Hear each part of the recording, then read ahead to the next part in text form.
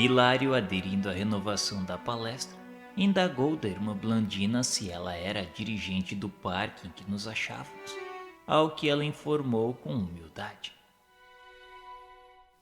Ah, meu irmão, não me atribua tamanho crédito.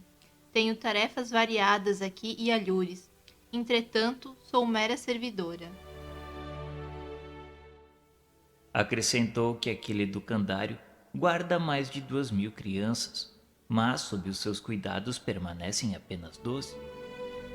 Somos um grande conjunto de lares nos quais muitas almas femininas se ajustam para a venerável missão de maternidade.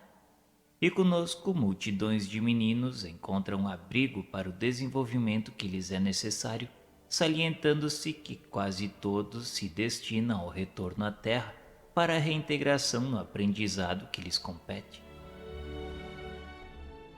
Com licença, irmã Blandina. Eu gostaria de saber onde está situado a direção central. Não reside aqui. O parque é uma das várias dependências de vasto estabelecimento de assistência e educação, do qual somos hoje tutelados. Blandina continuou dizendo que no fundo aquela casa é uma larga escola, dotada com todos os recursos indispensáveis ao nosso aproveitamento. Os melhores processos de habilitação espiritual funcionam ali em benefício dos que vão renascer na carne e dos que se dirigirão mais tarde às esferas superiores. Possuem ali cursos primários de alfabetização, pois, segundo ela, precisamos movimentar todas as medidas de despertamento espiritual ao nosso alcance. A cultura intelectual pode não ser condição básica de nossa felicidade. No entanto, é imperativo de engrandecimento de nossa alma. Quem não sabe ler, não sabe ver como deve. A evolução, a competência, o aprimoramento e a sublimação resultam no trabalho incessante. Quanto mais se nos avulta o conhecimento, mais nos sentimos distanciados do repouso.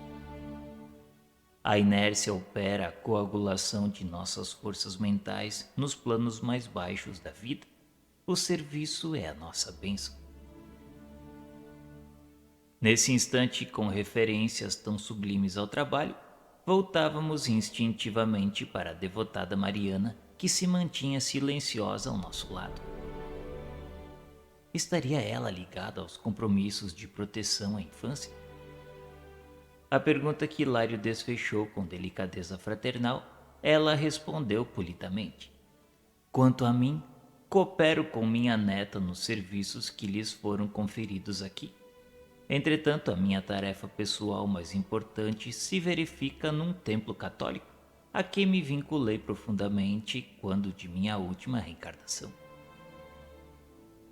Aquela afirmativa excitava-nos a curiosidade.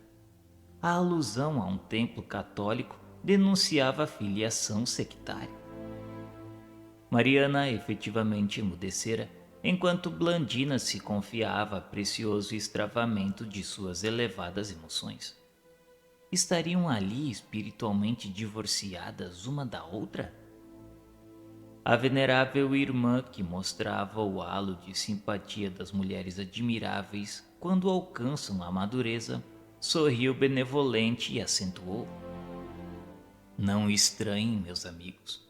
Partilho com Blandina o estudo das leis divinas para renovar-me em espírito com vistas ao grande futuro. Mas o amor que ainda trago por velhos companheiros de luta humana constrange-me a larga demora em serviço de cooperação na antiga casa de fé religiosa que me afeiçoei. Aliás, meus amigos, o auxílio divino é como o sol, irradiando-se para todos. As instituições e as almas que se voltam para o Pai Celestial recebem o suprimento de recursos de que necessitam, segundo as possibilidades de recepção que demonstrem. Interessado, porém, nos apontamentos que surgiam cada vez mais valiosos, indaguei. E você poderia nos dizer em que base se formará o processo de auxílio nas igrejas? Com o impedimento de nossa comunicação direta, como será possível cooperar em favor dos nossos irmãos católicos romanos? Muito simples, André. O culto da oração é o meio mais seguro para nossa influência. A mente que se coloca em prece estabelece um fio de intercâmbio natural conosco. Mas não de maneira ostensiva? Pelo pensamento, explicou a interlocutora respeitável. A intuição beneficia em toda parte, e quanto mais alto é o teor de qualidades nobres da criatura, mais ampla é a zona lúcida de que se serve para registrar o socorro espiritual. O culto público, indiscutivelmente, qual vem sendo levado a efeito nos tempos modernos, não favorece o contato das forças superiores com a mente popular.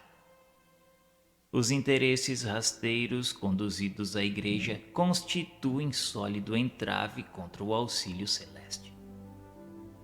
E a preocupação de riqueza e pompa, quase sempre mantida pelo sacerdócio nos ofícios, inutiliza por vezes os nossos melhores esforços, porque enquanto a atenção da alma se prende a exterioridades, as forças contrárias ao bem e à luz encontram facilidades positivas para a cultura do fanatismo e da discórdia. Ainda assim, superando tais obstáculos, é sempre possível algo fazer em benefício do próximo. E gostaria de saber também, é viável o seu trabalho de cooperação durante a missa, por exemplo? Mariana fixou uma expressão facial de bom humor e aduziu. Somos grandes falanges de aprendizes da fraternidade em ação. Por mais desagradáveis se nos mostrem os quadros de luta, a nossa obrigação é servir. Quando a missa obedece à pura convenção social, funcionando como exibição de vaidade ou poder, a nossa colaboração resulta invariavelmente nula. Que teríamos a fazer num ato bajulatório em que os devotos da fortuna material ou da perversidade incensam a desregrada conduta de pessoas inescrupulosas? Há missas solenes de consagração a políticos astuciosos e a magnatas de ouro que em verdade são reais sacrilégios em nome do Cristo. Por outro lado, há missas de almas que constituem escárnio à dor dos que foram recolhidos pela morte, quais as que são mandadas celebrar por parentes ambiciosos, que por vezes até mesmo se alegram com a ausência do morto, ávidos de se mostrar de lhes pilharem os despojos na corrida a testamentos e cartórios. Essas missas fortemente adubadas a dinheiro estão para eles tão frias como os túmulos em que se lhes asilou a carne desfigurada. Mas se o ato religioso é simples, partilhado por mentes e corações sinceros, inclinados à caridade evangélica e centralizados na luz da oração com os melhores sentimentos que possuem, o culto se reveste de grande valor pelas vibrações de paz e carinho que arremessam na direção daquele a quem é endereçado. Frequentemente, as missas humildes realizadas aos primeiros cânticos da manhã são as mais favoráveis ao nosso concurso. Podemos com mais segurança articular as possibilidades ao nosso alcance e ambientá-las a benefício daqueles que esperam de nós o amparo necessário. E gostaria também de saber, irmã, possuímos nas igrejas a questão de patrocínio. Imaginemos, por exemplo, que determinado templo foi erguido à memória de Gerardo Magela, por exemplo. Isso expressa uma obrigação para o grande místico europeu? Certamente não se trata de uma obrigação escravizante, mas de um serviço que lhe honra o nome e que merecerá dele certo reconhecimento mesclado de responsabilidade, disse a irmã Mariana. Devemos reconhecer contudo que o trabalho do bem, qualquer que ele seja, permanece ligado a Jesus. No entanto, se algum servo do Senhor está ligado à obra por fazer, tanto quanto lhe seja possível, desdobrar-se-á para enriquecê-la de bênçãos. Mas e na hipótese de algum santuário surgir dedicado a suposto herói da virtude? Figuremos alguém na Terra sendo conduzido ao altar por imposição da autoridade humana sem mérito bastante à frente do Senhor. Os crentes encarnados iriam lhe atribuir poder de que não conseguiria dispor? E dessa maneira, em que situação estaria o templo que lhe foi consagrado? Mariana registrou a minha pergunta cortesmente e explicou que, numa contingência dessas, mensageiros de Jesus responsabilizar-se-iam pela instituição, distribuindo ali os benefícios adequados ao merecimento e necessidades de cada um. E essa assistência é de que tipo? É de renovação espiritual ou de mero socorro aos crentes encarnados? Ah, comentou Mariana, o trabalho é complexo e divide-se em múltiplos setores. Não está limitado à esfera da experiência física.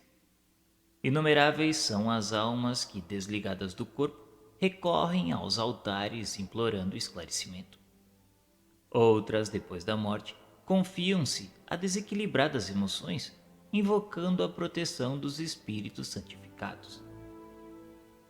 É preciso corrigir aqui e ajudar além. Agora devemos injetar um pensamento reconstrutivo nessa ou naquela mente extraviada. Depois, é imprescindível harmonizar circunstâncias em favor desse ou daquele necessitado. A maioria das pessoas aceita a religião, mas não se preocupa em praticá-la.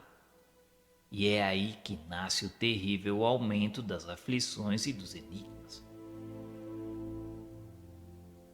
A lógica de Mariana encantava-nos. Desculpe minha insistência, irmã, mas eu tenho que perguntar. Apesar de consciente da verdade que a separação do veículo físico nos impõe, acredita você que a organização católica é suficiente para conduzir o mundo moderno? Diante dessa minha pergunta, ela sorriu com tristeza e redarguiu. Meu amigo André, entre cooperar e aprovar há sensível diferença. A sociedade ajuda a criança sem infantilizar-se. As igrejas nascidas do cristianismo caminham para a grande renovação. O progresso assim exige.